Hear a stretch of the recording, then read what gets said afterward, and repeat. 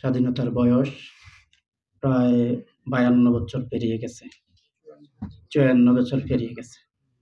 কিন্তু আজও আমরা বাতাসে লাশের গন্ধ পাই। বাতাসে কিসের গন্ধ পাই? লাশের গন্ধ পাই। কবিতাটি লিখছেন রুদ্র মোহাম্মদ শহীদুল্লাহ, আবৃত্তি করছি আমি জহিরুল ইসলাম রায়হান। আজও আমি বাতাসে লাশের গন্ধ পাই, আজও আমি মাটিতে মৃত্যুর নগ্ন নৃত্য দেখি, দর্শিতার কাতর চিৎকার শুনি। আজও আমি তন্দ্রার ভেতরে এদেশ কি ভুলে গেছে সেই দুঃস্বপ্নের রাত, সেই রক্তাক্ত সময়। বাতাসে লাশের গন্ধ ভাসে, মাটিতে লেগে আছে রক্তের দাগ। এই রক্ত মাখা মাটির লড়াই ছুঁয়ে একদিন যারা বুকে বেঁধেছিল জীর্ণ জীবনের বুঝে, তারা খুঁজে নেয় নিষিদ্ধ আদার।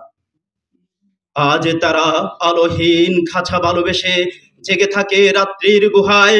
এজন্য নষ্ট জন্মের লজ্জায় আড়ষ্ট কুমারী জননী। স্বাধীনতা একই হবে নষ্ট জন্ম, একই তবে পিতাহীন জননীর লজ্জার ফসল।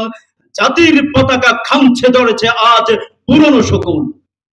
বাতাসে লাশের গন্ধ ভাসে, নিও না আলোয় তবু নর্তকীর দেহে দোলে মাংসের তুফান, মাটিতে রক্তের দাগ।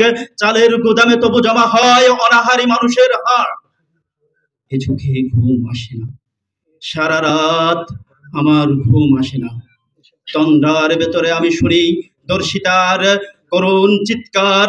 নদীতে পানার মতো ভেসে থাকা মানুষের পচা লাশ, মুন্ডহীন বালিকার কুকুরে খাওয়া বিভৎস শরীর বেশি উঠে চোখের ভেতরে। আমি ঘুমোতে পারি না, আমি ঘুমোতে পারি না।